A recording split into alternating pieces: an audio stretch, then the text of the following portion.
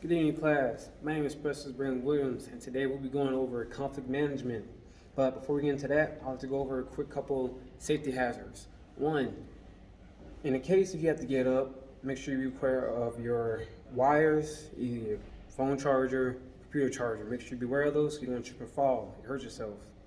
Two, because you have the computer sitting in front of you and sometimes you get a little dehydrated, be careful of not wasting your water on your phone or your computer. Three, if you have to get up and go outside, you shouldn't have to. Please be aware of cars and other types of vehicles so you won't get hit. Four, fire. If you're in case of a fire, since you're in a classroom environment, you will find the nearest exit, you'll run away from the fire, not towards it. And you'll let the fire department handle the rest of that. And overall risk assessment for this class is pretty low. So now moving on. So for our agenda today, we'll be going over what is conflict management and why is it important. 2, the 5 principles of conflict resolution. 3, why should leaders know about conflict management? And then we'll go into summary, and then at the end of this class, I will ask for questions. So, like I stated, we're going to go over conflict management.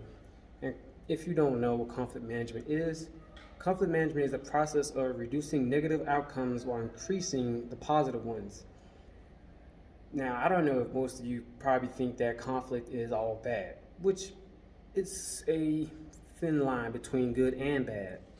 Conflict can be bad depending on how it is handled, but it also can be good because it can allow a team to grow and become more of a unit.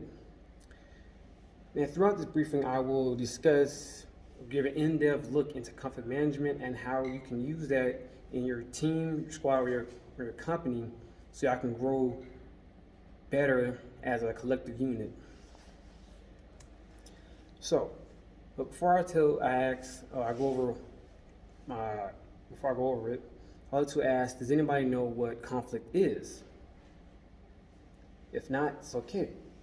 Because the textbook definition of conflict means to be different, opposed, or have a contradiction to other people's ideas or opinions.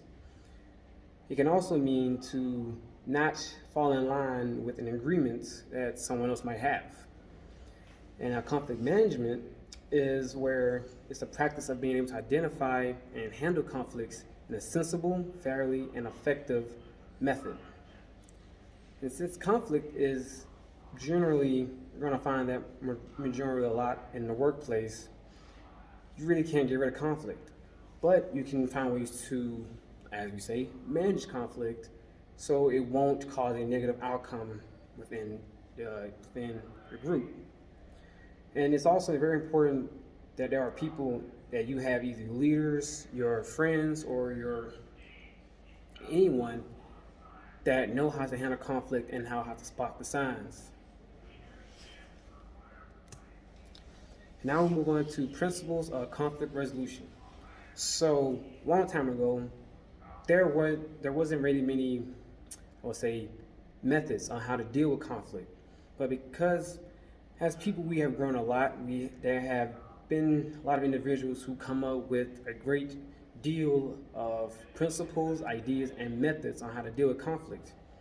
And now we're talking about the 5 principles. So the first one is think before reacting. Most of these principles are going to be pretty, I'll say, self-explanatory. So the think before reacting is sometimes we all have a tendency to react to anything that causes us to feel a different kind of emotion. And that's typical. But in order to resolve conflict, you have to be able to think calmly and then react. You have to consider your options, weigh the possibilities of what you're about to say, and then go move on from that. The next is active listening. Now we all listen to everybody when they talk. Maybe your spouse, your friend, your boss. We all listen when they're talking, but active listening, that's one of the most important parts of communication. Because active listening doesn't mean just listening, it's also being in the conversation, being aware of what's going on. It's not only listening to what they say, but their body movements, their tone, or certain phrases they might use. And that can also help in mitigating conflict. Third step is a fair process. So after you do the first two steps, now you got to figure out how you're going to go about solving the conflict. And this is most important because you have to ensure when you're resolving the conflict, you have to choose a method that is a well affecting method, and it's a fair judgment process to each or the party who has the conflict. Number 4 is after you did a fair process, you gotta find out how to attack the problem that caused the conflict. Because when emotion is very high and everybody's going at one another, it's much easier to attack the person instead of the problem. So you have to make sure that you, after you do all the first 3 steps, make sure you attack the problem instead of the person. And the last thing is direct communication. Direct communication, once again, is pretty self-explanatory. You find the problem, instead of trying to, play cat and mouse with the conversation, you say what you mean what you say.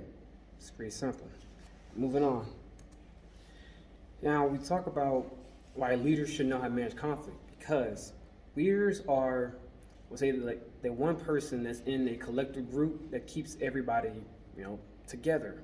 So leaders should know how to manage conflict, because understanding conflict allows a leader to manage it more effectively and provide paths to accomplishing more positive outcomes. And let's say if we didn't have a leader who didn't know how to manage conflict, if he's seeing his soldiers going through a problem and he, instead of trying to intervene and figure out how to solve it, he just lets these soldiers do what they were doing originally, and it's gonna make the problem a lot worse than it could have been if he would have stepped in. So, and like I said previously, conflict management can be an active force that will allow leaders to grow healthy relationships within their organization, which can ultimately result in an effective productivity within the squad itself. Moving on. So, to wrap up all of this, we stated throughout this brief that conflict management is important. We discussed why leaders should know how to manage conflict and the principles of conflict. So with this said, anyone can be a leader and anyone can know how to manage conflict. That's not just up to anybody in a high rank position. You can be from the lower enlisted to the highest position possible. It's still your job and your mission to solve conflict throughout your squad or your company. And now, are there any questions? If not, this concludes my brief.